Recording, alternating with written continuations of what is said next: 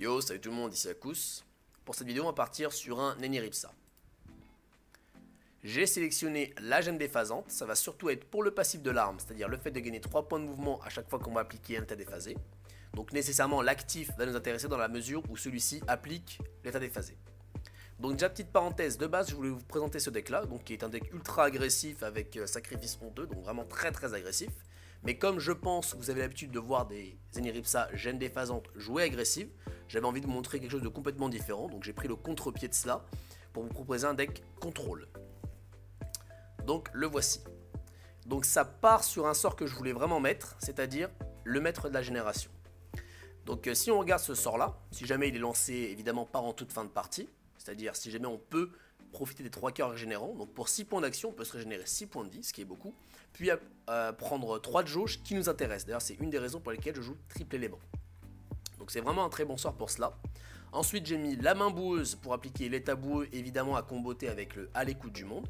Quand on joue triple élément c'est vraiment très value car ça donne 1 de jauge à chaque jauge si jamais il y a l'état boueux. Donc c'est pour ça qu'on a mis la main boueuse juste avant. Ensuite j'ai mis la grande fiole de frayeur, ça va être pour repousser les adversaires menaçants ou pour ramener un adversaire voulant fuir vers nos compagnons. Voilà, donc c'est un très bon outil de map control. En plus, ça donne un petit sort en pioche, donc c'est vraiment un très bon sort. Dès que vous jouez R, je pense que c'est un sort vraiment à mettre chez les Neniripsa. Ensuite, l'échappée qui va être un moyen de temporiser, donc en s'en allant. Car, oui, petite parenthèse, en général, hein, quand on joue ce personnage-là avec le passif, c'est pour gagner 3 PM, pour aller directement au corps à corps de l'adversaire et vraiment avoir une grosse agression. Et bah, étant donné que là, c'est un deck contrôle, à chaque fois qu'on va appliquer l'état déphasé, on va se servir de ça pour s'en aller. Bon, évidemment, on a toujours l'option d'aller au corps à corps si jamais on a besoin, mais ça va surtout être ici pour s'en aller. Donc finalement, on pourra partir très loin. Et donc, dans cette optique-là, j'ai mis en plus l'échappée pour me donner une option supplémentaire pour fuir les compagnons.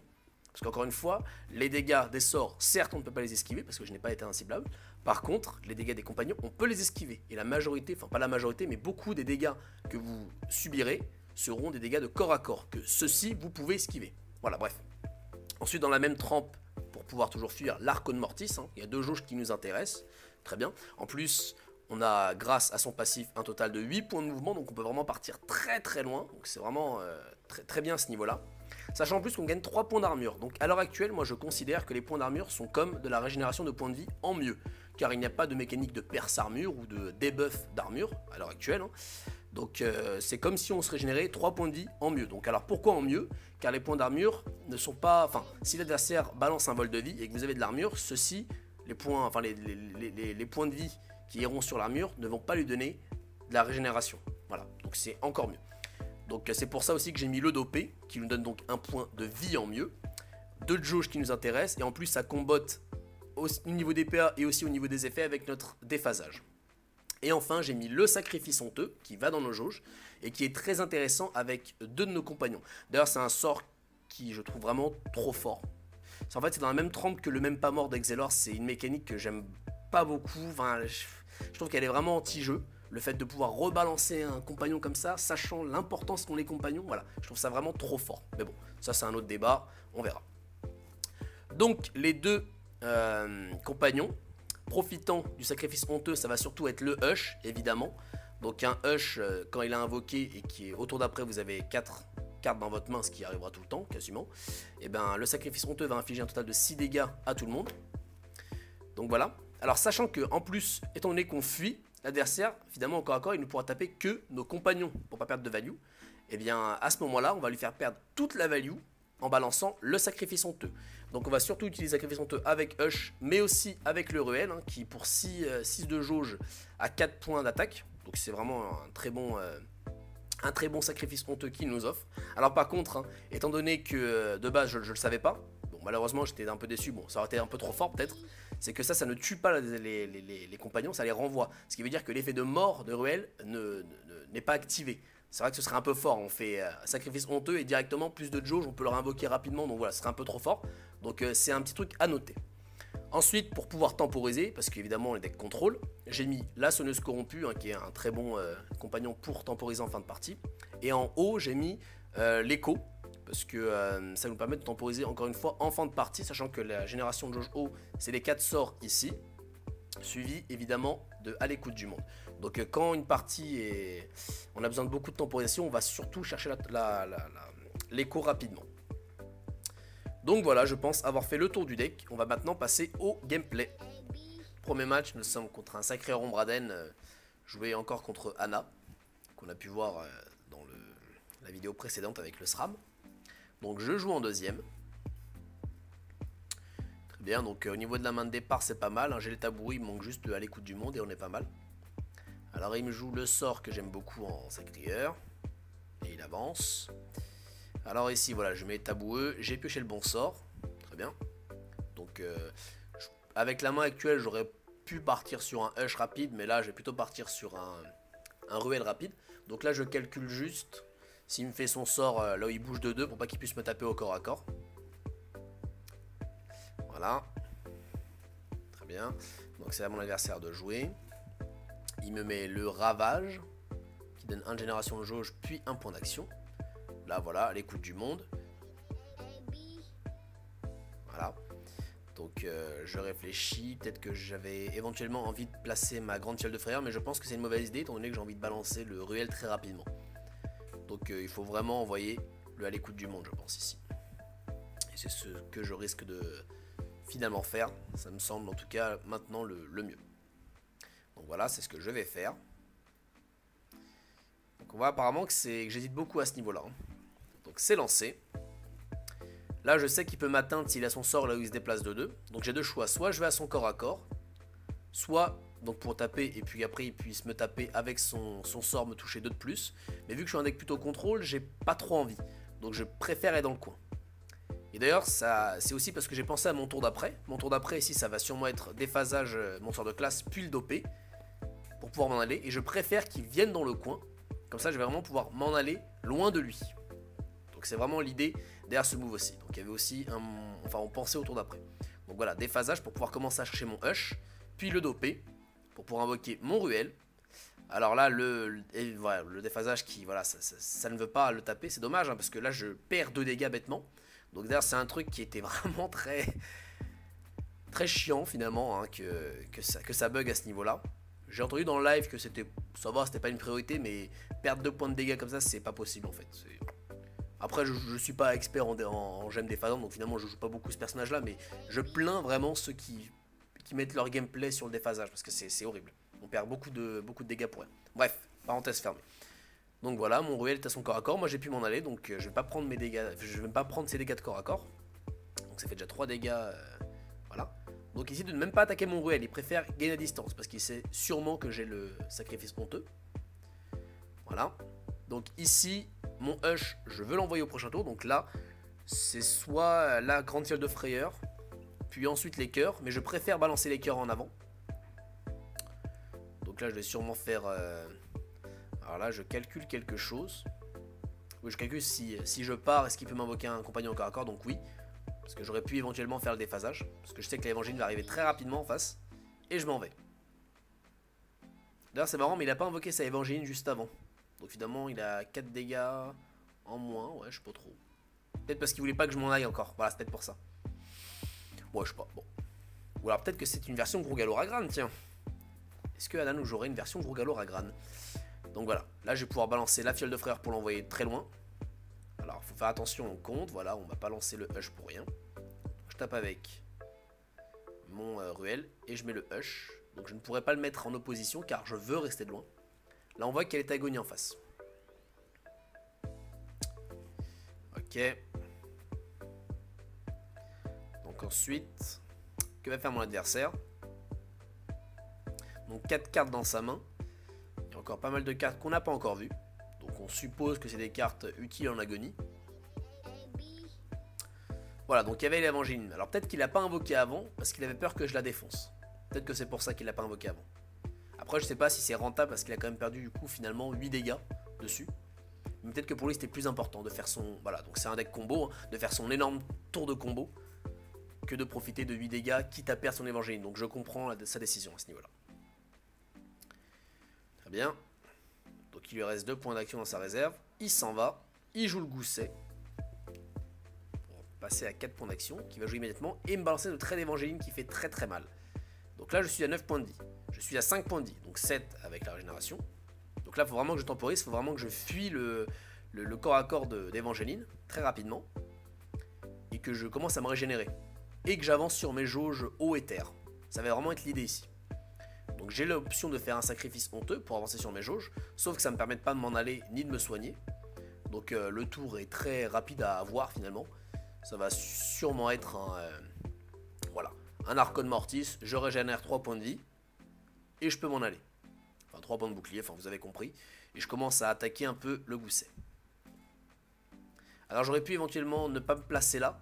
Pour pouvoir taper, quitte à ne pas taper le gousset. J'aurais pu me placer une case à droite, mon ruelle là. Pour pouvoir, tour d'après, attaquer à coup sûr le Sacreur. Mais sauf que si jamais il décide de rester dans cette position là, le gousset continue à le protéger. Donc voilà, c'était un choix à faire. Donc il décide de s'en aller. Très bien. Il me balance l'entaille. Et il place son gousset pour que mon Hush ne puisse pas attaquer. Très bien. Donc ici, le gousset ne lui reste que 6 points de vie. Donc je vais taper avec mon ruelle. Puis je vais faire le sacrifice honteux sur mon ruelle. Pour détruire à la fois le gousset et infliger des dégâts à mon adversaire. Voilà, en plus ça me permet d'avancer sur ma jauge terre et eau. Puis je vais taper avec mon Hush. Et là je remarque que j'ai l'étal. Donc j'y vais, j'avance. Et j'envoie les deux compagnons. J'aurais pu stabiliser, mais voilà. Donc c'est terminé. Donc pour ce deuxième match, nous sommes contre un Eneripsa Lamvoratius joué par Omni. Donc je commence. Pour une fois, je commence. Donc il doit y avoir un deck assez lourd en face. Alors je vais commencer par les cœurs. Parce que si je le tape, il va pouvoir se régénérer avec ses vols de vie. Donc j'ai envie que la situation s'inverse. C'est-à-dire qu'il puisse me taper, puis qu'après je puisse me régénérer. Très bien. Donc mon adversaire réfléchit. Donc c'est peut-être une version Rufus. On va voir au niveau des points d'action, si jamais il commence à les stacker, ce que ça donne. Donc il me fait un engloutir la vie, ou plutôt un dévorer la vie. Non, c'était un engloutir la vie, pardon. Donc alors ici, j'ai la main boueuse. J'espère top deck le à l'écoute du monde, mais de toute façon au pire j'aurai des options malgré tout. Donc là je vais avancer. Donc mon adversaire décide de rester dans le coin. Donc j'étais en train d'essayer de jouer sur une éventuelle fiole de frayeur. Enfin grande fiole de frayeur, mais je me dis que vu que mon adversaire a envie de rester dans le coin, donc T1 il me dit clairement qu'il a envie de rester dans le coin, donc je me dis qu'il n'a pas de quoi me rapprocher. Peut-être qu'il a envie de camper le coin, c'est qu'une stratégie, c'est une bonne stratégie quand on joue un deck avec du vol de vie. Parce que finalement on peut prendre très peu de dégâts. Donc ici il me joue le dévorer la vie, il est à 3 de jauge, 4 points d'action dans sa réserve. Donc j'ai le bon top deck. Ici j'envoie le ruelle et je me place comme ceci pour éventuellement pouvoir taper au corps à corps au prochain tour. Sauf s'il m'a invoqué compagnon évidemment. Donc mon adversaire est à 3 de génération de jauge feu. Et il a 10 points d'action au total. Donc là il me joue le petit vol de vie. Le vol de vie moyen à 4. Et ensuite il crame sa réserve pour me jouer un brasier. Donc finalement il fait un tour à 4 de génération de jauge, ce qui lui permet d'y invoquer directement le haut repos. Donc il le place sur le côté, peut-être qu'il a envie que je ne focus pas son repos.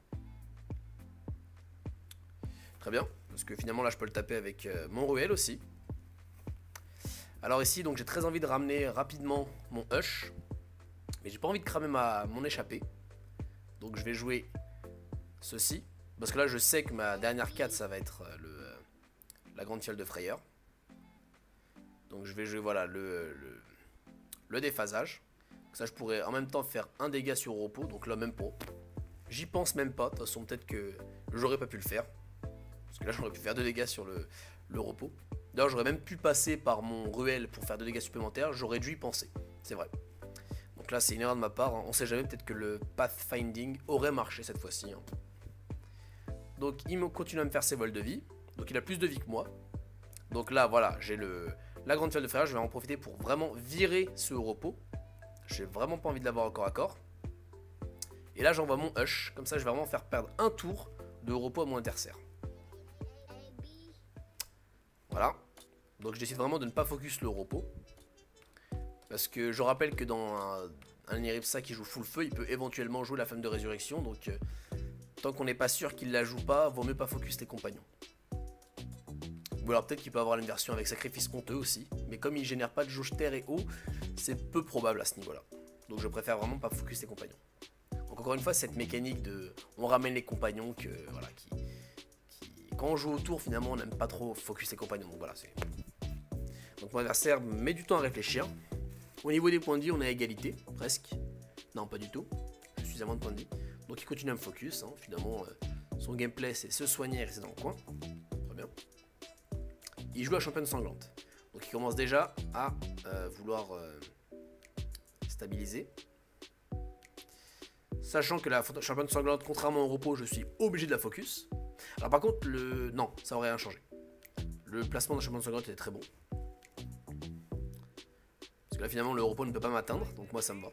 Et si jamais il veut focus mes compagnons, il n'y a pas de souci, je peux faire perdre toute la value juste en balançant un sacrifice honteux. Donc on voit que mon Hush est à 10 points de vie, je crois. 12 points de vie.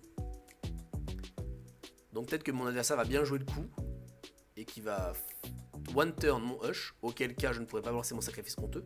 Parce qu'étant donné les jauges que j'ai, c'est assez obvious finalement que je joue le sacrifice honteux. Donc il joue bien le coup, il défonce one turn mon Hush. Donc je ne pourrai plus l'utiliser pendant tout le combat. Donc chaque fois que je vais jouer de la jauge R, je perdrai de la value. Alors ici je mets la main boueuse, j'ai très envie de ramener mes deux autres compagnons. Que je vais faire dès ce tour là. Je vais envoyer ma championne corrompue. Ma soigneuse corrompue pardon, au corps à corps. Puis là je vais décider de m'avancer. Pour éventuellement donner envie au repos de m'attaquer. Pour profiter un tour de plus de la championne corrompue. De la soigneuse corrompue pardon. Donc évidemment mon adversaire ne se laisse pas prendre dans le piège. Hein. Dans ce piège entre guillemets, tant c'est grossier. Voilà. Et il me fait ce sort là aussi. Donc évidemment c'est un deck vraiment full feu en face. Et il me joue ce compagnon. Là c'est un compagnon qu'on a vraiment envie de focus. Parce que là on soupçonne vraiment la flamme de résurrection. Donc on peut pas le laisser regagner autant de points de jauge feu. Donc ici j'ai un à l'écoute du monde qui est pas trop mal. Ouais. De toute façon, au pire, si je génère de la jauge terre, je pourrais réinvoquer mon Ruel. Faire un sacrifice, on ne peut plus le réinvoquer. Donc, avec mon attaque de corps, je vais frapper ce compagnon-là, qui est vraiment très gênant. Donc, oui, en plus, vu qu'il était à huiler, c'est très probable qu'il joue soit il joue Dark Vlad, hein, peut-être qu'il joue Dark Vlad, on ne sait jamais, pourquoi pas. Enfin, non, vu qu'on a vu tous ses compagnons. Non, on n'a pas encore vu le dernier. Donc peut-être qu'il joue Dark Vlad ou alors peut-être qu'il joue la flamme de résurrection. Voilà, donc là maintenant on est sûr. Donc il ne faut pas focus les compagnons. Donc ça lui permet de réinvoquer une championne sanglote. Donc c'est un deck assez marrant en fait en face. Donc là j'avais le choix. Donc là je tape avec mon Ruel. J'aurais pu faire un. J'aurais peut-être même dû faire directement un sacrifice honteux pour proc le double dégâts. Mais je sais pas pourquoi j'y ai pas pensé à ce tour là. C'est vraiment dommage. Hein. C'est vraiment très très dommage. Parce que là j'aurais une grosse value, j'aurais pu terminer le compagnon. Ouais, c'est vraiment très dommage de ne pas y avoir pensé. Donc je vais faire finalement un tour un peu plus faible. Ouais, donc là les sorts R, j'ai vraiment pas envie de les jouer parce que la jauge va partir à la poubelle. Hein. Après il me permet de me soigner et après de mettre de la value sur le dopé. Pour éventuellement faire taper les 3. C'est ce que je voulais, mais malheureusement ce n'est pas possible. C'est dommage, hein. Mais ce ne sera pas possible. Donc je vais évidemment pas perdre mon tour et balancer ma écho. Bon c'est un tour assez faible, hein. J'aurais peut-être dû juste envoyer le sacrifice honteux, ça aurait été beaucoup plus value. Tant pis. J'ai préféré partir sur l'écho, d'ailleurs j'aurais pu l'invoquer quand même, hein. Donc c'était un mauvais tour de ma part ici. Donc mon adversaire réfléchit. Donc ça veut dire qu'il a récupéré quoi comme compagnon? Bah il a rien récupéré finalement. S'il avait juste récupéré la championne sanglante qu'il vient d'invoquer. Son repos qui permet vraiment de cycler sur son deck. Et finalement le 7ème PA pour la flamme de résurrection, il peut l'obtenir très facilement grâce à ses balles de vie. Donc la championne périmée qui arrive, donc c'est son dernier compagnon. Donc ça lui donne une option supplémentaire si jamais il n'a pas le point d'action dans sa réserve pour balancer le sort flamme de résurrection. Alors moi avec mon Ruel je reste au corps à corps, hein, je tape. Il passe son temps à se régénérer mais tant pis. Et là je décide de faire l'appel de Ruel pour sacrifier Ruel. Voilà. Et au même tour, le réinvoquer. je récupère sa pelle, donc c'est vraiment c'est assez value de faire ça. Et ici, je tape la championne périmée. Donc là, j'estime que je vais résister. J'ai 15 points de vie, je suis au corps à corps. Peut-être un peu gourmand, mais j'estime que je vais résister. Parce qu'à la limite, je peux me prendre que le dégât de son repos puis de son corps à corps, ce qui me fait 7. Ça veut dire qu'il va devoir faire un tour à 8. Ce qui, me semble, n'est pas possible. Et en face, il n'y a que 5 points de vie, donc je me dis que je suis assez safe à ce niveau-là. Voilà, donc mon adversaire réfléchit. Il prend beaucoup de temps à réfléchir, donc ça doit être un tour compliqué. Donc finalement, le fait de s'enfermer, certes, il n'expose que de ses flancs, mais au niveau des options de déplacement, c'est inexistant. Peut-être qu'il faisait juste un test, hein, peut-être qu'il voulait tester ce que ça donnait si jamais on restait vraiment que au bord. Donc là, voilà, j'ai le létal. Il le sait très bien, donc il décide d'abandonner. Pour ce dernier match, nous sommes contre un SRAM sur Okan. Donc personnellement, je commence à en voir quand même pas mal. Hein. Alors, plus 3 points de vie, donc il y a la peau d'ombre en face. Donc sûrement une version feu-air. Donc ça met les pièges au fond. Donc encore une fois, hein, je trouve que ça téléphone trop le fait qu'il y ait Hugo dans le deck. Malgré le fait que ça les mette bien à l'abri. Donc là, je décide de ne pas faire les cœurs au premier tour parce qu'il n'a pas encore balancé sa peau d'ombre. Donc je préfère garder mes cœurs lorsque il balancera sa peau d'ombre. Donc je vais essayer vraiment pendant toute la partie de garder mes cœurs pour contrer la peau d'ombre. Donc c'est ce qui se passe ici. Il met la peau d'ombre. Donc là, mon tour est tout trouvé. Donc au niveau du placement, donc il est déjà à 3 de jauge dans deux de ces éléments. Donc ça c'est bien un air-feu, comme prévu. Donc il réfléchit, il reste ici. Peut-être qu'il a espoir que j'avance. Mais j'aime pas trop rester près des pièges face à un Surokan. Donc là je vais me placer ici. Je me dis, là il peut avancer s'il me fait la sournoise excitante. Mais je me dis, s'il fait ça, il partira loin de ses pièges. Donc moi, finalement, je veux bien lui offrir l'attaque au corps à corps. Quitte à lui faire perdre l'avantage du placement. Donc il place un de ses pièges et il met le 6e sens. Voilà. Donc il y a certainement le jusqu'en enfer dans son deck. Donc ici, je vais pouvoir invoquer le Ruel. J'y vais. Étant donné que j'ai encore beaucoup de vie.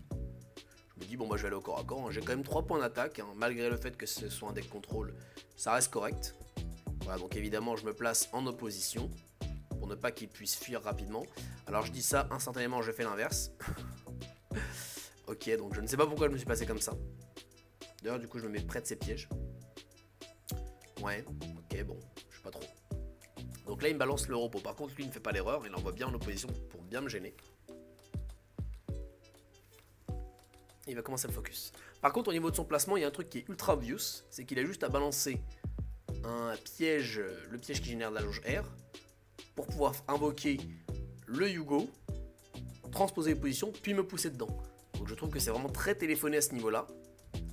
Mais je me dis, donc il n'a pas encore cyclé sur le fameux piège. Bon, après, il y a au repos, donc ça peut aller très vite au niveau du cycle.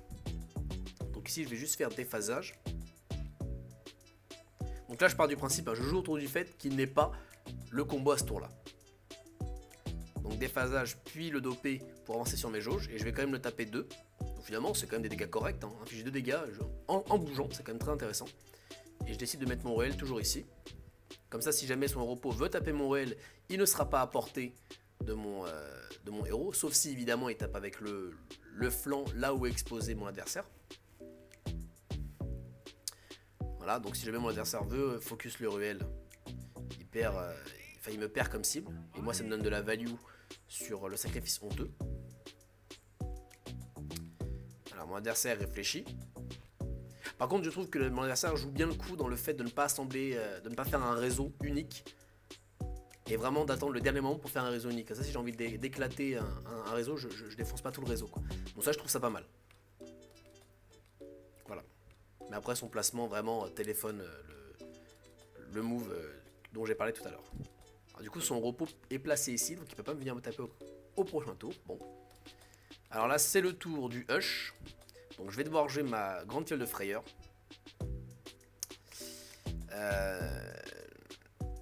Et j'aime pas trop utiliser la grande fiole de frayeur sans accomplir un déplacement intéressant. Donc là, ce que j'aurais pu faire, et ce que j'aurais dû faire selon moi, c'est taper au corps à corps, envoyer la grande fiole de frayeur pour le pousser dans ses pièges, pour pouvoir commencer un peu à détruire son réseau, et ensuite invoquer le hush.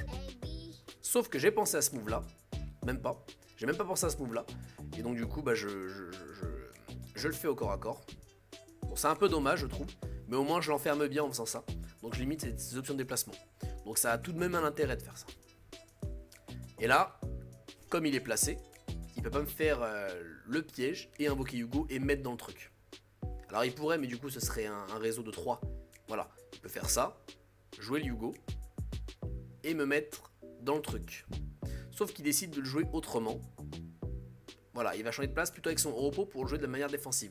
Donc peut-être qu'il avait anticipé ça au tour d'avant, c'est pour ça qu'il avait placé son repos aussi loin de moi. Donc c'est bien joué de la part de mon adversaire. Alors évidemment, moi j'ai un sort qui s'appelle Archon Mortis. Et qui fait que j'ai 8 PM, donc là, je vais vraiment faire très peu de réflexion. J'ai pas envie de rester au corps à corps de ces deux fous alliés là. Donc 8 dégâts par tour, ça commence un peu à piquer quand même. Donc je vais vite partir de là. Même si Hugo est difficile à esquiver, étant donné qu'il a 4 points de mouvement. Mais là, si on compte, je suis hors de portée du Hugo. Alors évidemment, je me place ici, pas dans l'autre flanc, pour pas qu'il me pousse gratuitement dans les pièges. Alors là, faut pas taper le Hugo, sinon je le rapproche. Donc je vais juste approcher mes deux compagnons. J'aurais dû, je pense, commencer à détruire le réseau de pièges. Parce que là, il y a quand même une grosse menace, hein, malgré tout. Ah, l'avantage, c'est qu'il peut plus passer de pièges. Là, il a plus de mécanisme disponible. Donc ça, c'est de l'avantage que j'ai ici, si je détruis pas ces pièges. Mais en contrepartie, je laisse vraiment une grosse menace sur le terrain. Donc mon adversaire réfléchit. Personne ne peut me taper, donc évidemment, si mon adversaire me tape au corps à corps, le Hugo pourra me taper, parce que je rappelle que le SRAM sur Okan pousse d'une case lorsqu'il attaque. Par contre, le repos ne pourra pas me taper. Et puis de toute façon, s'il reste à mon corps à corps, finalement, il a apporté au moins du hush. Donc la peau d'ombre. Très bien. Il me pousse vers le Hugo. Voilà, il me tape. Très bien. Très bien, très bien. Et en plus, il me fait le 6ème sens pour pouvoir setup jusqu'en enfer au prochain tour. Et il me joue la championne sanglante. Donc c'est la version copier-coller de celle que j'ai présentée. Et d'ailleurs, j'avais dit qu'à la place du Igror, il fallait mettre la championne sanglante. Mais bon, vu que je voulais vous présenter la toute première version que j'avais pendant l'alpha, lui, il a préféré jouer la version améliorée, ce qui est tout à fait normal. Alors ici, je tape avec... Ok. Alors le sacrifice honteux, parce que c'est vrai qu'il est inciblable, donc je pourrais malgré tout lui infliger des dégâts. Voilà. Beaucoup de dégâts. Ici, alors je vais pas taper le Hugo. Si, pourquoi pas. Alors j'essaie de ne pas taper le Hugo.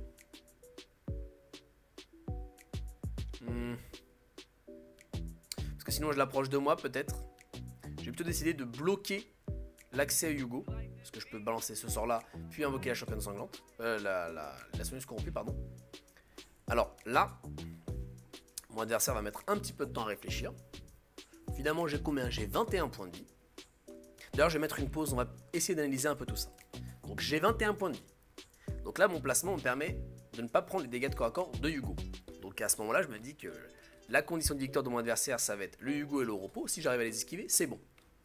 Sauf que je n'ai pas regardé la génération de jauge adverse. Il y a 2 générations de jauge R. Et évidemment, qui va jouer un compagnon qui repousse. Évidemment. Et en fait, j'ai mal analysé la win condition d'adversaire. Parce que ici, si on regarde juste les dégâts du SRAM, donc 3 plus les dégâts des deux compagnons là, 8. 3 plus 8, ça fait 11. Plus les dégâts de l'oracle offensé, ça fait 2. Donc on est à 13 dégâts. Très bien. Donc j'ai 21 points de vie. Ça veut donc dire que mon adversaire doit forcément me faire 8 points de dégâts. Et avec 6 points d'action, même s'il joue dernier champ, non, s'il joue dernier champ méandre, ça passe. Mais à mon avis, il joue pas dernier champ et méandre. Donc finalement, le fait de me prendre des coups de corps à corps de ces deux compagnons ne devrait pas me déranger. Mais à ce moment-là, j'y ai pas pensé. Et on va voir que le fait qu'il y ait des pièges, bah ça lui donne une win condition. En fait, sa win condition, c'était de me mettre dans les pièges. Donc j'aurais dû, quitte à ce que le Hugo puisse me taper facilement, j'aurais dû balancer mon Ruel dans les pièges. Et c'est ce que je n'ai pas fait malheureusement. Et mon adversaire va en profiter. Donc voilà, il me repousse une case. Il me tape avec son laser excitante. Donc on a 3 points de dégâts supplémentaires. Il me balance l'oracle offensé. Donc tout le monde va pouvoir me taper. Il me balance dans les pièges. Ça me fait 6 dégâts. Et il va finir par... Bah, il va me tuer. Voilà. Donc une mauvaise analyse des win conditions de mon adversaire de ma part. J'ai voulu absolument empêcher Liu Gu de me taper, mais c'est pas ce qu'il fallait faire. Il fallait empêcher les pièges de s'activer. Donc cette vidéo est maintenant terminée. Si elle vous a plu, n'hésitez pas à mettre un petit pouce bleu ou alors à vous abonner. Et moi je vous dis à la prochaine. Ciao.